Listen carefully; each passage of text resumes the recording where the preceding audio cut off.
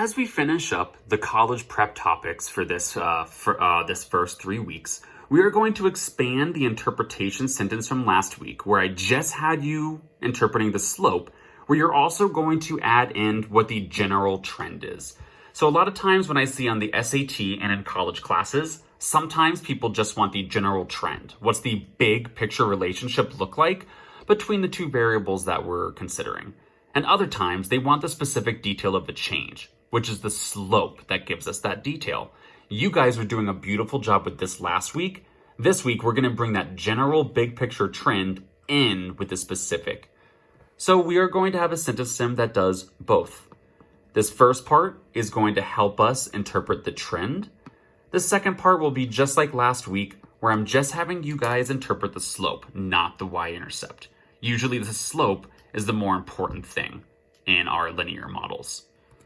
So if I go to this first example, the number of marriage licenses issued by Clark County, Nevada, the county where Las Vegas is located, has been decreasing since the year 2000, and this can be modeled by that equation. So anytime that I see the equation, I'm gonna go to my notes, and I'm gonna jot it down so I can label and define those variables. Okay, so step 1, write the equation. Step 2, label the variables. What do they mean? So it says it in the word problem, where X is the year and Y is the number of marriage licenses issued. And you can also see it labeled on the X-axis, which is horizontal, and the Y-axis here, which is up and down.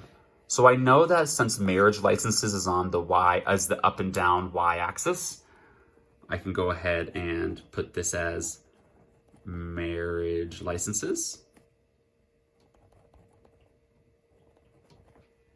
And like I said, it says up here where X is the year. I also see that year is on my horizontal X-axis.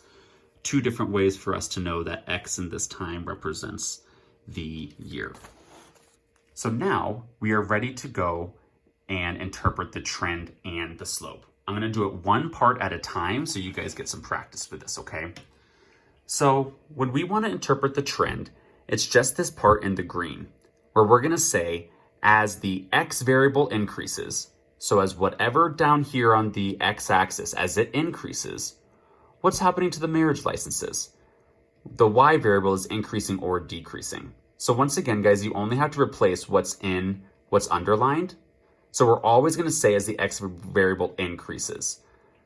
When I go from left to right up here, I see, just like a book, when I read this graph, it's going down, which means it's decreasing.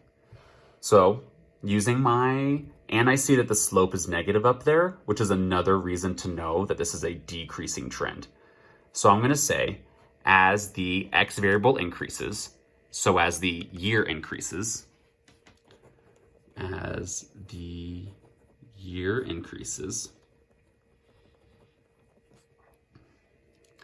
then you're gonna tell me the Y variable either increases or decreases. In this case, like I said, the graph is going down, which is decreasing, and I see the slope is negative, so it's decreasing. So as the year increases, the number of marriage license decreases. And boom, we have the general trend part of our sentence, which is that part in green. You're gonna go ahead and select your answer choice in the Nearpod. And then we're going to be here, where we already have the trend, and now we're going to add on this blue part, which is exactly what you were doing last year.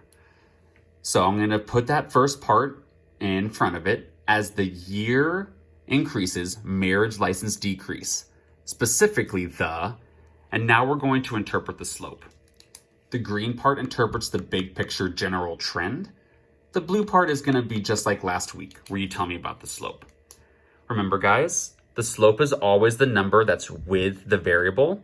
So this big number that's at the end alone, we're going to completely ignore it for this problem. We're not going to use it at all.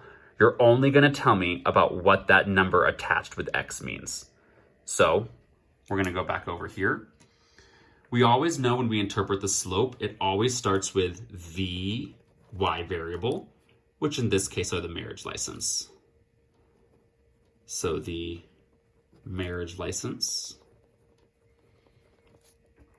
And now let's go back to the sentence stem.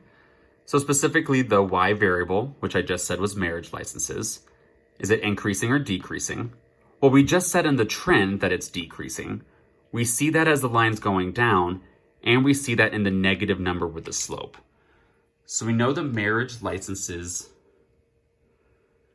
decreases by this number that is attached with X, that is your actual slope, by 3,464. And then the end of our sentence, guys, every time the X variable increases by 1. And sometimes we're gonna have to reword that last part, the X variable increases by 1, so it doesn't sound awkward in our sentence. So I'm gonna say, every time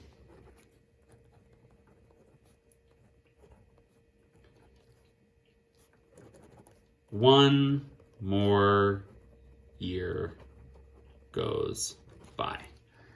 And now we have both the trend and the slope. As the year increases, the number of marriage licenses decrease. The marriage license decreases by 3,464 every time one more year goes by. Oh, and I forgot this specifically up here. I like this specifically. Sorry about that. Specifically, the marriage licenses decreases by 3,464 every time one more year goes by. And now you'll go and finish that one in the Nearpod.